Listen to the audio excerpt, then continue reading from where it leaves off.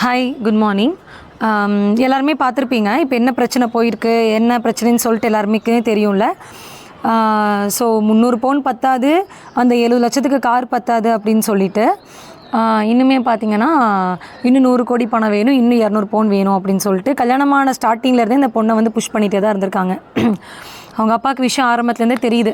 சரி, இப்போ தானே கல்யாணம் பண்ண ஸ்டார்டிங்கு, முடியலன்னா கூட்டிகிட்டு வரேன்னு அவங்க அப்பா சொல்லியுமே அந்த பொண்ணு அவங்க அப்பாவுக்கு வந்து பிரச்சனை கொடுக்கக்கூடாது, அவங்க அப்பா அம்மாவோட பேர் கெடக்கூடாது அப்படின்னு சொல்லிட்டு அந்த பொண்ணு இந்த மாதிரி ஒரு முடிவு எடுத்திருக்கா.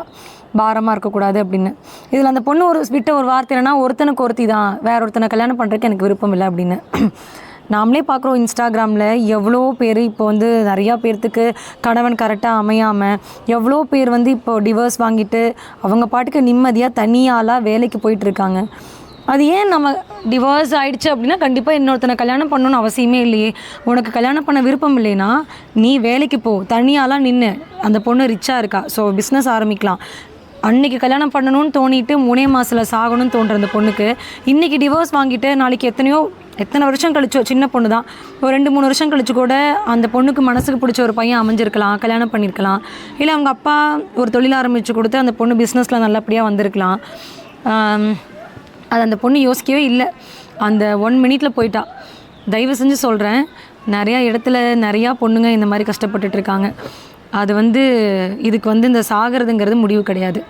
முடியலையா பேசி பாருங்கள். அவங்க அப்பா சொல்லுவார், பேசி பார்க்கலாம், தீர்க்க முடியாத பிரச்சனை ஒன்று இல்லவே இல்லைன்னா. அதான் தீர்க்க முடியலன்னா என்ன, அடுத்தது டிவோர்ஸ் வாங்கியிருக்கலாம், அவ்வளோதான். ஸோ இந்த ஒரு ஜென்ரேஷனில் நம்ம இருக்கோம்.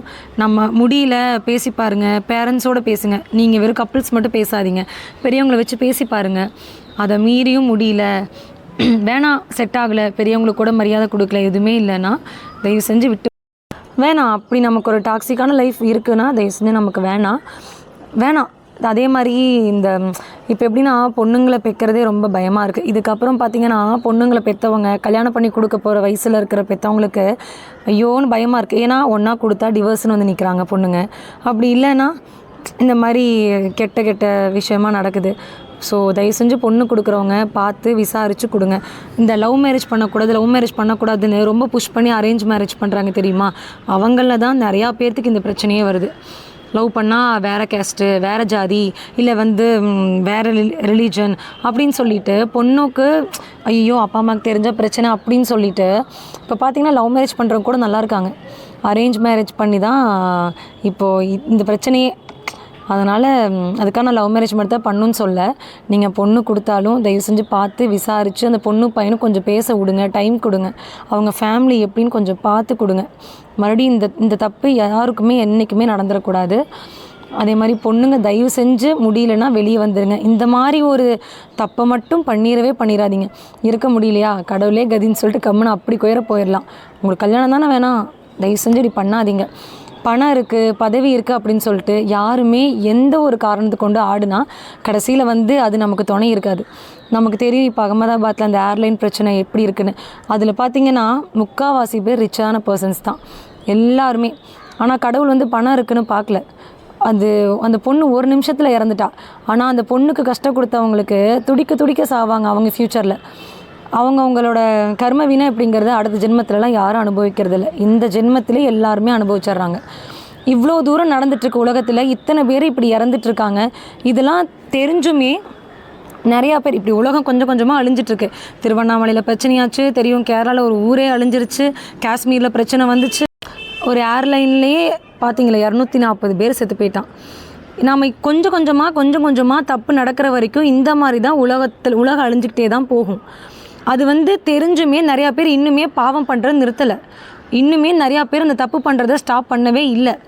தயவு செஞ்சு பண்ணாதீங்க, போதும். நீங்கள் யாருக்கும் நல்லது பண்ணாட்டியும் பரவாயில்ல, கெட்டது பண்ணாதீங்க. இது அடுத்த வீட்டு பொண்ணுக்கு தானே நடந்திருக்குன்னு நாம் வந்து இவ்வளோ அசால்ட்டாக இருக்கவே கூடாது. நம்ம வீட்லேயும் ஒரு பொண்ணு இருக்குது, நாமளும் ஒரு பொண்ணு தான்னு நினச்சி தயவு செஞ்சு சொல்கிறேன், யாருக்குமே எந்த கெட்டது நினைக்காதீங்க. நாளைக்கு நம்மளோட ஃப்யூச்சர், நம்மளோட சந்ததிகளை தான் அது பாதிக்கும். அடுத்த வீட்டு பொண்ணுக்கு தானே நம்ம பண்ணுறோம் அப்படின்னு பண்ணாதீங்க. வீட்டில் ஒரு மருமகள் வரா அப்படிங்கிறது எதுக்கு குத்து விளக்கு ஏற்றி வைக்கிறாங்க, அவள் தான் மகாலட்சுமிங்கிறது. அது புருஷனுக்கே தெரியல. அந்த தாலியை நெஞ்சில் சுமப்பா.